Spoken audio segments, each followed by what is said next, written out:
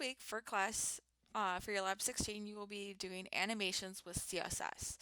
And you'll be using that to create this. So I will just be going over in this video the different properties you can use that you will be using to create this. So let's go over here. So here are the animation properties that you can use in CSS to create different types of animations. So there is the animation name. So you will give your animation a specific name. There is an animation duration, so how long you want it to take. Animation timing function. So this is the acceleration of the from each keyframe from one to the other. Animation delay, this is how long it takes before your animation starts. Animation iteration count, so this is how many times you want the animation to take place. You can have a specific number or you can have it repeat indefinitely. Animation direction, so this is, for instance, if you have your animation moving from, let's say, left to over here on the right, you can set it so it just moves from left to right, or you can have it move where it alternates, so it goes left, right, left, right, left, right, or you can have it start with it reversing, so just right to left, or you can have reverse and alternating, so right, left, right, right, left, right, left. And then there is animation fill mode. So that is what is all applied to your element that has the animation before it's even starting the animation. And then animation play state, this lets you pause and resume the animation sequence. And then all of these properties can be created using just animation here. So it's the shorthand way of filling that out. And the order of those is right here. This is the order that you would fill all of those out in your CSS. And then once you have whichever of these properties you want, so you definitely need animation name and animation duration, but once you have that filled out, you will make keyframes. So this is what a keyframe looks like. So at keyframes, and then this is your animation name here. So if you named your animation bounce or left dash right, this is where that would go. And then inside that entire keyframe here is where you'll put your different keyframes.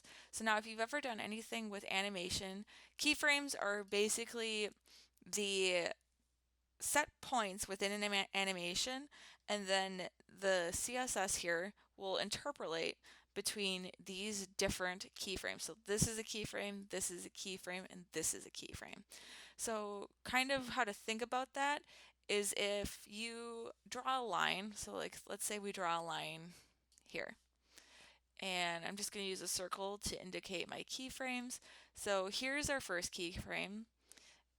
Let's say 50%, here's my second one, and then here is the end 100%. So interpolation is what the CSS will be doing from in between this point and this point. So it knows what the values for, let's say, the X and Y position here, and then it's going to calculate what the X and Y position is here, and based on those two, it'll do some math to create this line here. And then the same from this point to this point, it'll interpolate between those 2 points and create this line. So that's a little bit about how keyframes work. So I have created just this so far. So this is my div, class of circle, bouncy ball, and square. So this is what I have so far for the circle. Let's start there. So I have a width and a height, a border radius, background color, and then I applied position absolute on it. So the reason I did that is because I'm going to use top to move the ball up and down on the page. So let's go back over here. So let's first add my animation name. And I'm going to call it circle dash move. Okay, and it's white, that's fine. It's just because it's something that we're making up, so it's not an actual preset. That's why these are colored. Okay, and let's do my animation duration, and we'll do 5 seconds for that. Okay, and let's do a timing function. And let's do Let's do one of the Bezier curves. So I'm just going to pick a random one. We'll just do this one. And then I'm also going to do iteration count. And I want this to continue to happen infinitely. And finally, I want it to happen where it's going to bounce from top to bottom, top to bottom. So I need it to alternate. So I want it to go from the top to the bottom and alternate back. So let's save that. And then let's make our keyframes for this. So at keyframes, and then I am going to put my animation name next. So I'm just going to copy it because then I will not make any spelling errors on it. And curly bracers, okay. And now I'm going to make my keyframes for this animation.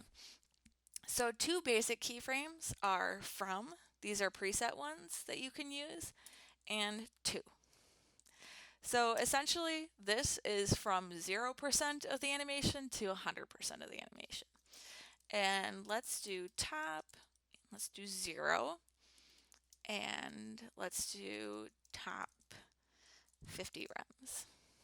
Okay, so the reason I am using top in both of these is, let's say I want it to bounce to the bottom of my page, and I do 0. So let's actually start there. And now I refresh the page, and my animation is going, but if you notice, it automatically jumps after 5 seconds. There's no in between of the circle moving up and down. It's just one space to the other. So the reason that is happening is because I'm using two different properties for my keyframes. So if you look here, it's trying to interpolate between top and bottom, but there's two different properties, so it doesn't have any calculation it can make between top 0 and bottom 0. But if we change this to, let's say, top 50 rem, save that, so now it can interpolate between these two. So now it'll have a smooth animation between those 2 points. So if you wanted something to blink from one space to another, you could use two different properties like top and bottom. But if you want to have a smooth animation where you can see it the entire time, you need to use the same property. Okay, so now let's animate the bouncy ball.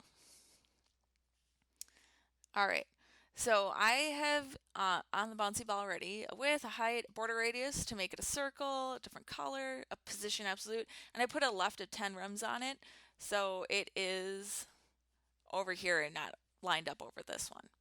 Okay, so let's make our animation. So animation name, let's call it bounce. And let's do animation duration, 3 seconds. And animation timing function, I'm just going to use ease in and out for this one. And let's do animation iteration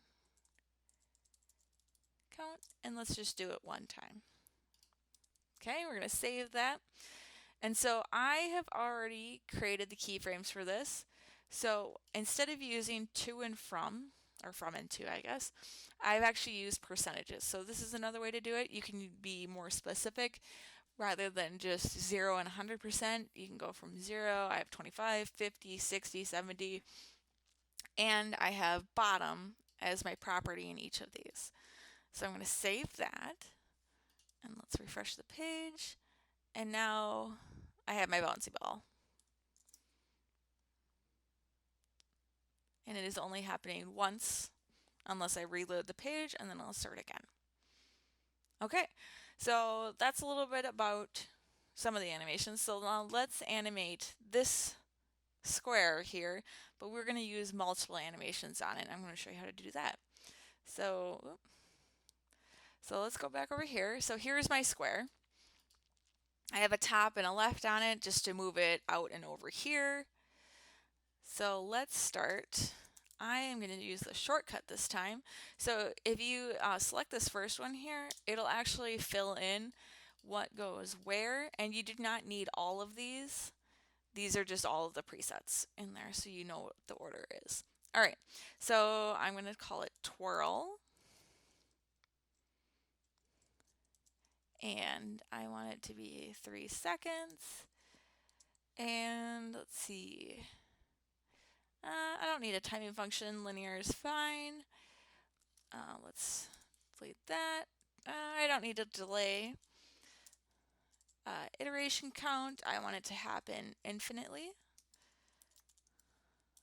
And direction, I'm going to have it alternate, so go back and forth. And I don't need a fill mode. I want it to be completed, the square, when it starts. So I'm going to save that. All right, and then let's add the keyframes for twirl. Twirl. All right, so let's go, we're gonna do from and to. Okay, so I am going to use transform. So transform is something we haven't used yet, but these are all of the different ways you can transform something in CSS. So I'm going to rotate it, and I want to start it to 0 degrees, and I want it to scale from 0.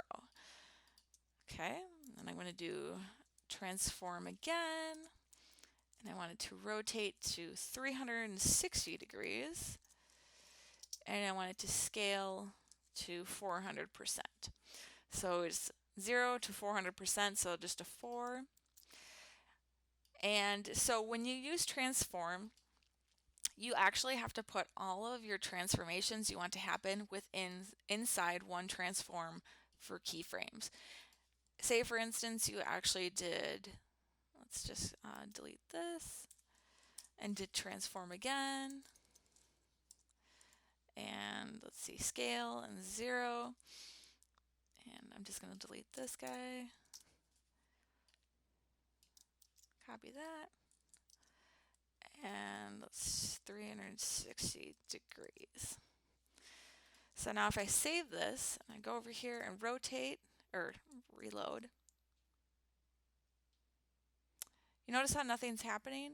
It's because it doesn't know what to do with multiple of these. So that's why, oh, this is also wrong. It should be 4. Save that. So all that's happening is the scaling. The rotation of the square is not happening. And that's because it's only taking the second transformation. It's not taking the first one. It's just going to look at the second property and take that one. So if we wanted to do multiple of them, we actually have to put it all into one transform. So now if I do this, scale, 4, save. So now it'll scale and it'll rotate. Okay? So that's how you add transform. But let's say we want to add actual multiple animations. So I am going to divide this up. So twirl is still one of our animations, but I'm also going to use the animation for circle move on the square. So if I type circle dash move and I separate them by a comma, and then let's do animation duration. So 3 seconds for my twirl, and then the second one is how long I want the circle move to happen. So let's just do 3 seconds for that one as well. And then animation iteration count. Let's do infinite, infinite, and then animation direction. So I want this one to alternate, the first one, the twirl, but I don't want it to bounce the exact same as the circle. So instead I'm going to do alternate reverse. So it's actually going to start at the bottom, but it's still going to continue to go up and down. So let's save that. Actually, let's delete this guy since we redid all of them with this. Save, and then let's refresh. So now our square is rotating, scaling, and moving across the page. So that's a little bit about animations and how you go about doing them. Like I said, you'll be creating this today. The only difference is you will be having, you won't have this bird, you will be creating your own element to put in here and add your own animation to it.